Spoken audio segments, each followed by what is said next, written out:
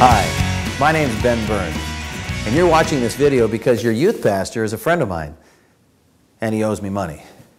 So if you're a nice small group Bible study and watch my video, your youth pastor is not going to have a special meeting with my assistant in some dark alley somewhere, if you know what I'm talking about.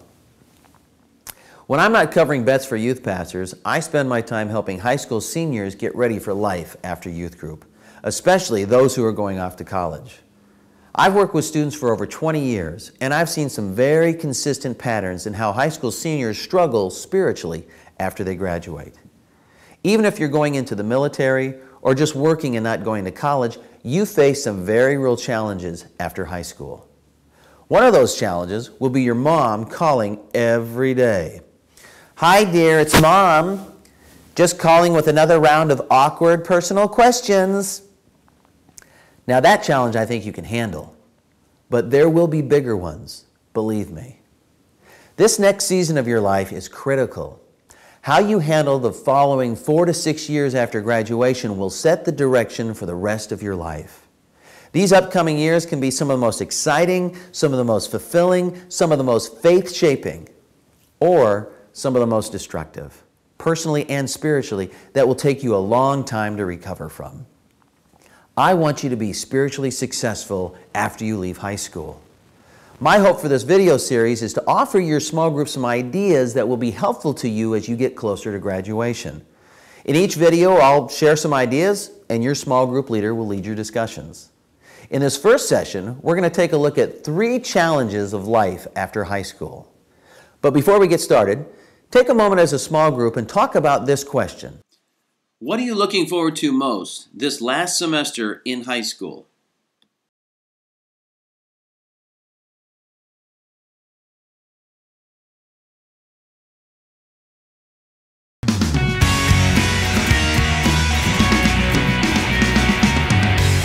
In a few short months, you're going to be hanging out with your friends at your high school graduation. You're going to be looking all cool in your graduation gowns and your goofy little hats. Kind of like the cast of High School Musical 3. Your graduation is going to be awesome. You are going to have such a blast. Just don't break out into a perfectly choreographed group dance routine, okay? For some of you, high school has gone by too fast and you're sad. Kind of like a one-legged man who's lost his cane. For others of you, the end of high school has not come fast enough. Kind of like being on the freeway looking for a rest stop after a 64-ounce beverage. Well, no matter what you feel at your graduation, it won't matter, because high school will be over.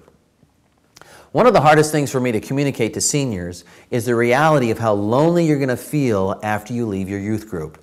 Now, I know what you're thinking. Like, no way! What do you mean I'm going to be lonely? My friends and I are totally BFF. Well, the reason it's hard for you to understand this is because even right now, you're surrounded by your friends, your peeps, your posse, your homies, your whatever. You see, you live your life in the context of relationships. Your friends support you, encourage you, laugh at your jokes. They inspire your faith in invisible ways. In short, your friends make your life better. But by the end of the summer, 100% of you seniors will leave the youth group. After you graduate and throughout the summer, you're just not going to see your peeps as regularly as you do right now. After graduation, some of you are going to go right into the military. Some of you throughout the summer are going to be working a job a lot and will miss a lot of events. Others of you are going to be on vacation with your family throughout the summer. Still, some others are going to be ready to go off to college. Some of you will also start looking into maybe going to a different church. And some of you may stop going to church altogether. So by the time the summer comes to a close, you won't see a lot of those peeps who make church fun, who encourage your faith, who make life better. Your Christian friends and community are vital to your growth in Christ. Take a moment right now as a small group and talk about this question. How have you seen God use your friendships in this youth group to help you grow in your faith in Christ?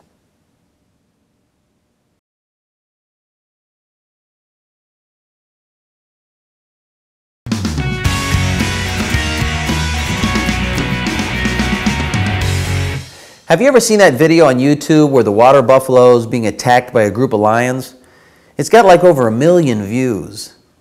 When lions get hungry, who do they go after? Is it the strongest one? Is it the ones in the center of the herd? No. They go after the ones who are sick, who are the slow pokes, who are the ones caught in the thicket, whatever a thicket is. Bah! Help! I'm caught in a thicket! Bah! Bummer! See, lions go after the ones who are all alone. Peter tells us in 1 Peter 5:8 that our enemy, the devil, prowls about like a roaring lion, seeking someone to devour. Satan understands that you're spiritually stronger when you're involved in a fellowship group. But he also understands the greatest military strategy ever invented: divide, then conquer. The second greatest military strategy, by the way, is have more bullets than the other guy. When next fall comes along, you're not going to be in the youth group, and you could find yourself all alone, especially those of you who will be leaving town. It's no wonder then why so many students struggle spiritually after they leave the youth group. In a study done by Lifeway Research, 70% of young adults ages 23 to 30 said that they had stopped attending church regularly for at least a year when they were between the ages of 18 and 22. That's right where you're headed. Of those, 25% said it was when they moved to college that they stopped attending church. When students leave their youth group and don't find another place of fellowship, they can become Satan's lunch, especially those who are going to college. The Apostle Paul understood the need for believers to stick together. That's why he was careful and took the time to warn the elders at the church in Ephesus about the real challenges that were still ahead of them. Take some time as a group and read what Paul said to the elders in Acts chapter 20. Then brainstorm some challenges that you seniors might face as you leave your youth group.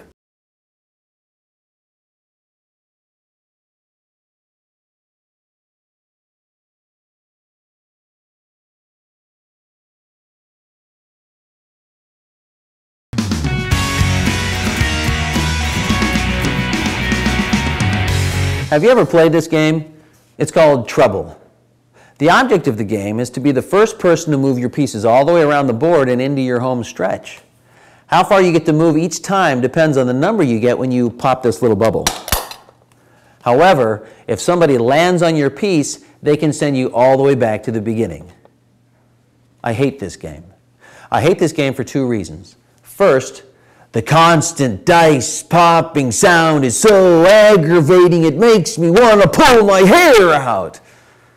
The second reason I hate this stupid little game is that every time one of my children has a chance to land on my piece, they'll do it every time. It doesn't matter if I'm just one move away from the safety and comfort of my home stretch, but no, they'll send me all the way back to the beginning to start over. I hate starting over. Pretty soon, you'll be starting over. You'll be moving from the top of the food chain where a lot of people know who you are in your youth group to being that new person somewhere else that nobody wants to talk to. Of course, not everyone who graduates will be leaving your church or will be leaving town, but 100% of you seniors will be leaving the youth group. 100% of you seniors will need to find a new fellowship group. 100% of you seniors will be starting over. And that's going to be hard. I wonder if it's why the guy who wrote the book of Hebrews said in chapter 10, verse 25, "Let us not stop meeting together, as some are in the habit of doing, but let us encourage one another all the more as we see the day approaching." You see, he understood how vital it was for believers to be around other Christians. That's why he urged them to make Christian fellowship a priority. Why do you think some Christians in the early church stopped meeting with others for Christian fellowship? Do you think it was stale donuts after the service that kept them away? Here's a question for you to talk about as a small group. What do you think would make you stop looking for your new fellowship group after you graduate?